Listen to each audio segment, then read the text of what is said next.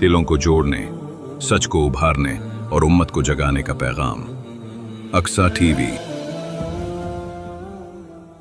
الحمدللہ رب العالمین، والصلاة والسلام علی سید الانبیاء والمرسلین وعلی آلہ وصحبہ اجمعین، اما بعد۔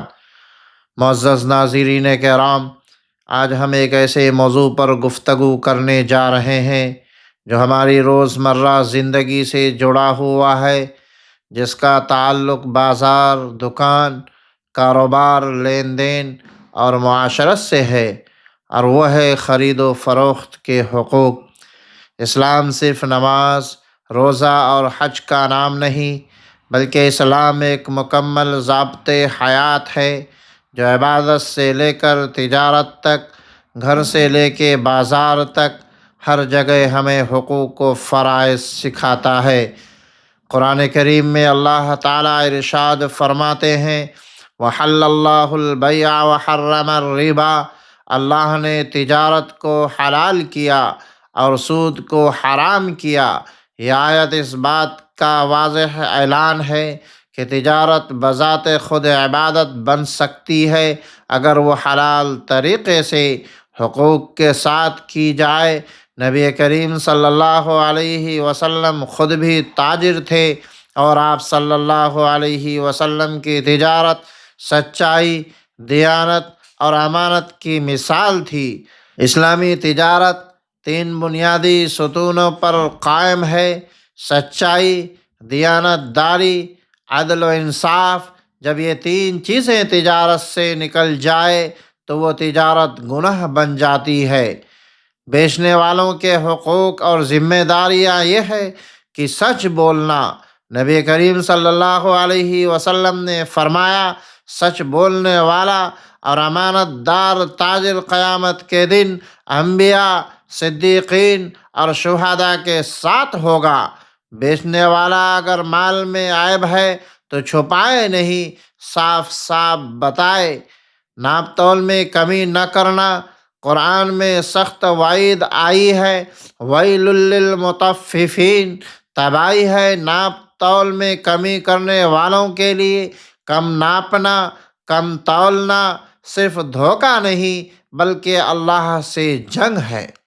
جھوٹی قسم سے بچنا۔ نبی کریم صلی اللہ علیہ وسلم نے فرمایا، قسم مال تو بکوا دیتی ہے مگر برکت ختم کر دیتی ہے۔ آج بازاروں میں برکت ختم ہونے کی سب سے بڑی وجہ یہ ہے کہ ذخیرہ اندوزی اور مہنگائی سے پرہیز۔ ضروری چیزیں روک کر قیمت بڑھانا اسلام میں حرام ہے۔ نبی کریم صلی اللہ علیہ وسلم نے فرمایا، ذخیرہ اندوزی گنہگار ہے۔ خریداری کے حقوق اور ذمہ داریاں یہ ہے کہ ناحق عیب نکالنا منع ہے۔ خریدار کو بھی انصاف کرنا چاہیے۔ بلا وجہ مال کو برا کہنا یا قیمت گرانا درست نہیں۔ ادائیگی میں ٹال مٹول نہ کرنا۔ نبی کریم صلی اللہ علیہ وسلم نے فرمایا، مالدار کا قرض ٹالنا ظلم ہے۔ اگر خریدار کے پاس پیسے ہیں تو تاخیر ظلم ہے۔ حلال مال سے خریداری، حرام کمائی سے کی گئی خرید و فروخت میں نہ سکون ہوتا ہے نہ برکت۔ خرید و فروخت میں مشترکہ حقوق ہیں۔ نمبر 1، رضامندی۔ اسلام میں تجارت اسی وقت درست ہوتی ہے جب دونوں فریق خوش دلی سے راضی ہوں۔ نمبر 2، دھوکہ حرام ہے۔ نبی کریم صلی اللہ علیہ وسلم نے فرمایا، جس نے دھوکہ دیا وہ ہم میں سے نہیں۔ یہ حدیث صرف بازار کے لیے نہیں، پوری زندگی کے لیے ہے۔ نمبر 3، وعدہ پورا کرنا۔ ڈیلیوری، قیمت، وقت، جو وعدہ ہو پورا کیا جائے۔ آج کی بازار کی خرابیاں بہت ہیں۔ معزز ناظرین، آج ہم دیکھتے ہیں کہ ملاوٹ، نقلی مال، جھوٹے اشتہار، سودی لین دین، قسطوں کے نام پر ظلم، یہ سب اسلامی تعلیمات کے خلاف ہیں۔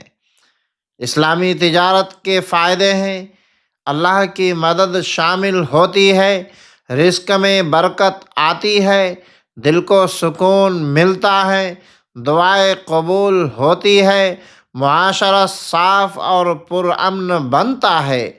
میرے بھائیوں اور بہنوں، اگر ہم چاہیں تو ہماری دکان چلے، کاروبار بڑھے، اولاد نیک ہو، گھر میں سکون ہو، تو ہمیں اپنی تجارت کو سنت کے مطابق بنانا ہوگا۔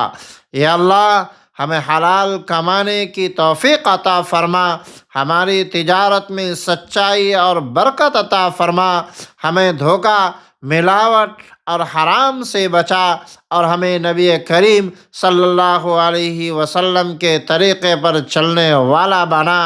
آمین یا رب العالمین۔ والسلام علیکم ورحمۃ اللہ وبرکاتہ۔